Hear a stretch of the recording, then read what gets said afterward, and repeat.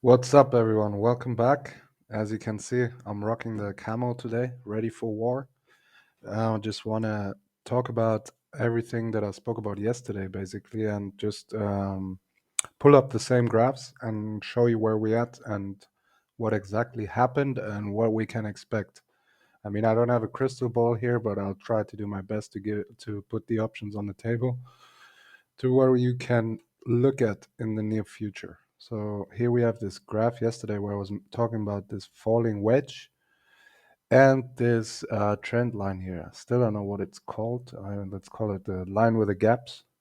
And this is, as you can see, we fell through the falling wedge and we bounced right off this trend line here. So this trend line originates from the all-time high in November of 69K, and this line is actually drawn with the most touch points of the wicks.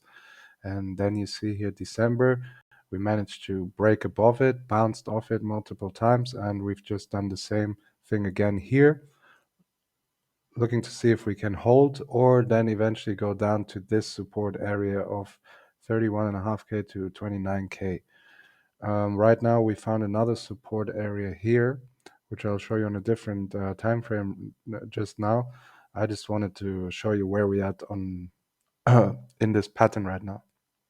So as of now, it's a broken pattern, and we're looking at instead of at this timeline and the support box down here.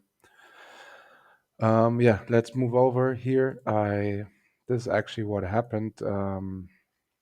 Couple of days ago, that's where it all started. Here I posted this and I called it a fake out, and literally minutes after, boom, we started the whole thing and went down. And here you can see the support level. So we're sitting right on top of this channel right now. We've been in there already. We managed to just touch 34K and bounce right back up.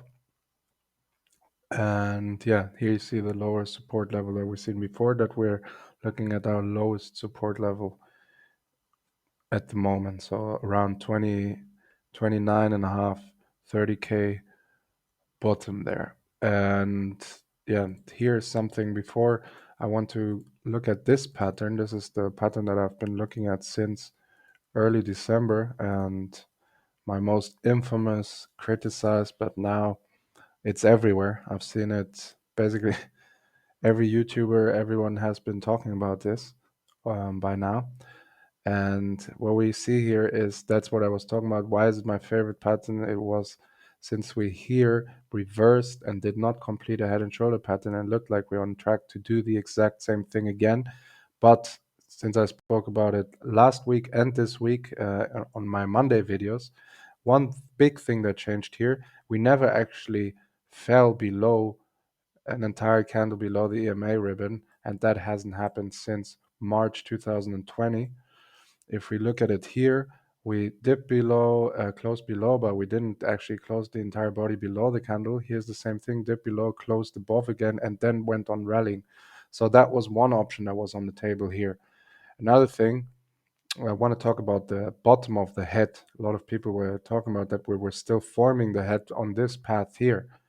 But then I want to go back to this post here, which you can see I've been talking about these targets of 40K to 37K since December. These posts here are from December 15. You can go even further back where I've been already posting the head and shoulder pattern December 14.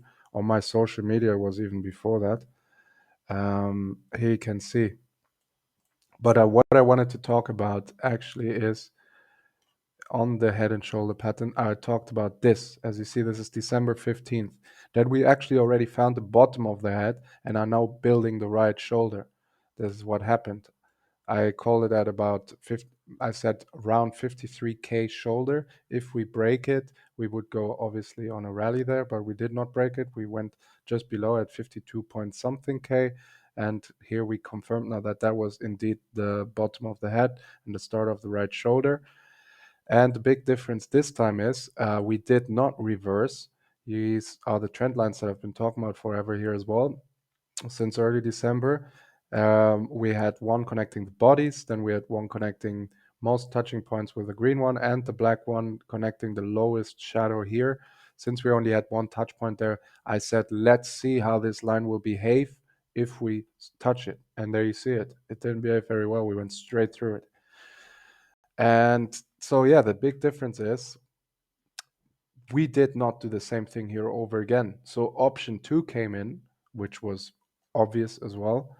If this does not hold, we will go back to this area now. So I don't care what anyone else is looking at right now here, 36 to 34K areas, all that is irrelevant to me. If there's any pattern formation, whatever, I'm looking at the most important stuff here is this. I mentioned as well in a few videos ago, the MA20 falling below the MA25.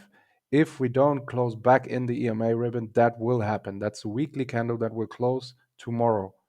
Tomorrow at 1 a.m. Central European time, whatever time it is where you are, figure that out. But that's when it's closing. And the last time that happened here, that's another thing where I said I like this pattern because this could have, it almost did the same thing here even, right? We almost crossed, then ended up rallying. But let's go back here. This is the last time the MA25 was actually above the MA20, and you can see that is May 2020. So obviously very bullish. This is a guarantee almost that this will happen because I just don't see this candle getting back to above 44K by tomorrow. I mean, it can happen. Actually, I think we will rally in the near future, but that's completely different. It has nothing to do with this here right now. I think, especially with all the panic in the market right now, I've got people calling, texting me left and right. Should I sell? Should I sell? And yeah, it's crazy. Like people don't have a problem, have a huge problem, as I experienced, taking profits. They get too greedy. They wait for it to go up more and more and more. But when it starts moving down, they suddenly start considering hitting the sell button. Like, don't do that. Don't do that. That's guarantee for burning money. You can get lucky. You can also walk into a casino, put all your money on red and get lucky, right? But chances are that the casino has an edge on you with a little zero, not making it quite 50-50 anymore. Um, yeah, so let's go back to this. And here we have, that's just basically what I wanted to point out. That's exactly what I spoke about yesterday. If this area does not hold up, my prediction of 37K bottom is out of the window. We're going down to this area here. So this is option B, right? If this doesn't hold this way, we complete the head and shoulder pattern. Then one thing I need to mention here as well, this is a bearish pattern. Of course, these patterns break very hard to break. So if we actually complete here, come back down to the same spots here, touch the bottom of the channel, something like that, then the prediction for what the continuation after this pattern will be to go further down. Further down, the 200-day SMA is laying around 18, 19K. We've never went below that. So that's the absolute bottom. But for me right now, it would make more sense if we look at this area here around 29, 30K. We've bounced to multiple all-time highs from there in the past. And before that area doesn't crack, I don't want to call anything doomed yet. Yes, what else? We looked at everything basically. One big indicator here, obviously, the traditional markets, the US stock markets, we see it all looking terrible at the moment, coming to some sort of support level. So it will be obviously very strong support here on the Dow Jones to see how we open on Monday. And that will be a direct indicator of what will happen to Bitcoin as well, of course. If we open green, I can see a rally coming for Bitcoin to about, we have to see here, of course, again, where the resistance levels are. We can go on to different time frames, but let's say if we see a rally here, we can see something to about 44, 45K happening in the next week if the traditional markets are to open green, or if we have some super extravaganza of news coming out and everyone suddenly decides to buy Bitcoin. Unless that happens, for now, I see a lot of sideways movement going on. We just got a nice bounce there at 34K, as I showed you, and it's, to me, more likely that this will be the rest of the weekend now for us, today and tomorrow, and then keeping my eye, of course, on the closing here.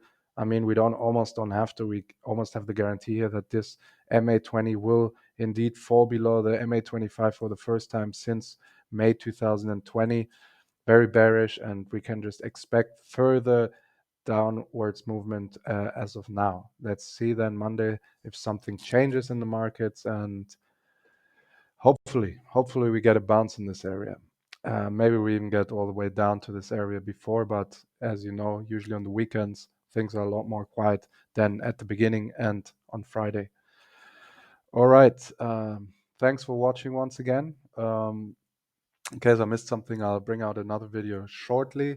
I'm just working on another YouTube video actually, where I want to talk about the general world economy, focusing on a lot of things that look similar to 2007, 2008, as in interest rates, inflation, housing market, and cover a few more topics.